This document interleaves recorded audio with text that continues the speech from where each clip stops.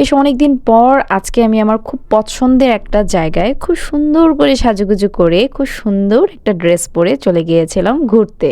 Hello, আসসালামু আলাইকুম সবাইকে ওয়েলকাম জানাচ্ছি আমার নতুন একটি ব্লগ দেখার জন্য। অনেকদিন পর আজকে মন চাইলো খুব সুন্দর করে একটু সাজুগুজু করি আর কোথাও ঘুরতে যাই। ঘুরতে যাওয়া বলতেই আমার পছন্দের একটা জায়গা আমার বাসার খুবই কাছে। তো যেহেতু খুব বেশি একটা সময় লাগে না, ছোট ভাইকে নিয়ে বিকেল টাইমে বের হয়ে পড়েছি। তো জাস্ট হচ্ছে 10 থেকে 15 মিনিট লাগে আমার বাসা থেকে, আর চলে আসছে হচ্ছে ময়মনসিংহ বিজিবি ক্যাম্প। অনেক আপুরে আমাকে জিজ্ঞেস করে যে ময়মনসিংহ বিজিবি ক্যাম্পটা কোথায়। এটা হচ্ছে খাগড়হর বাজার, ময়মনসিংহ খাগড়হর বাজার বিজিবি ক্যাম্প বললে আপনাকে অটো বা রিক্সা নিয়ে আসবে। যারা এখনো এই বিজিবি ক্যাম্পে আসেন নাই, একবার হলেও ঘুরে যাবেন। ট্রাস্ট মি, মন ভালো করার মতো একটা জায়গা। আচ্ছা, আমি যে আজকে এত সুন্দর একটা ড্রেস পরছি, এটা কোথা থেকে নিয়েছি জানেন? এই ড্রেসটা নিয়েছি আমি তাঁত বুনন পেজ থেকে।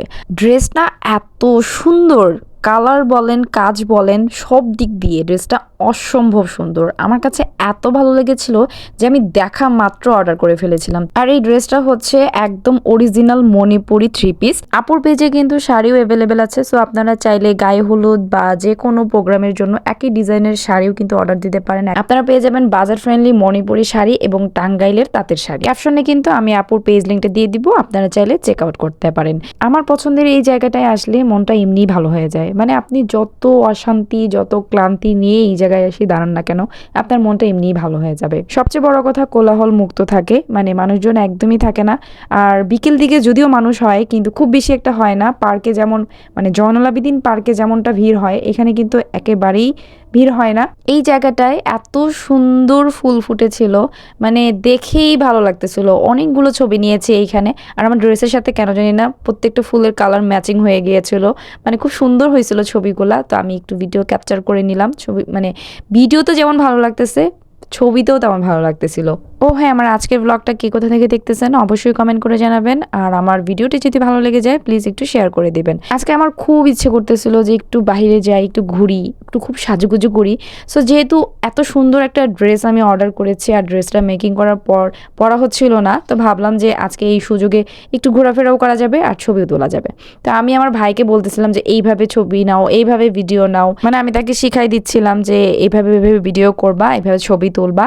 তো ছোট ভাই একটু বকাঝকা করে বোঝানো যায় আর কি। তো এই তো আমরা হচ্ছে ভিডিও ক্যাপচার করলাম, অনেকগুলো ছবি নিলাম। এরপর আমরা হচ্ছে এখন বাসার দিকে রওনা দিব।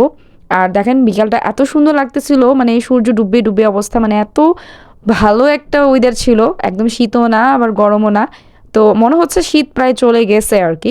তো এরপর হচ্ছে আমরা নদীর পাড়ের সাইডের দিকে গেলাম, যেখানে হচ্ছে আমার সবচেয়ে ভালো লাগে। মানে এই জায়গাটায় এসে দাঁড়ালেই আমার মনটা ভালো হয়ে যায়। এরপর দুটো কিউট ফ্যান ফলোয়ার্সের সাথে দেখা হয়ে গেছে। ওরা এসে আমাকে বলতেছিল যে আপু আপনার ভিডিও দেখি। সবচেয়ে বড় কথা, আমার ভিডিও দেখেন, আমার ভিডিও ভালো লাগে, এটা বলা মাত্রই আমার মনটা শান্ত হয়ে যায়, শান্তিতে ভরে যায়। তো এই ছিল আমার আজকের একটা ছোটখাটো ব্লগ। আজকের ব্লগটা এই পর্যন্তই। আর হ্যাঁ, আবারও বলছি, আমার পরা এত সুন্দর একটা ড্রেস যদি আপনিও নিতে চান তাহলে অবশ্যই ভিজিট করতে হবে তাঁত বুনন পেজটি। সো ক্যাপশনে কিন্তু আমি আপুর পেজটা দিয়ে দিব। সবাই ভালো থাকবেন, সুস্থ থাকবেন। আল্লাহ হাফেজ।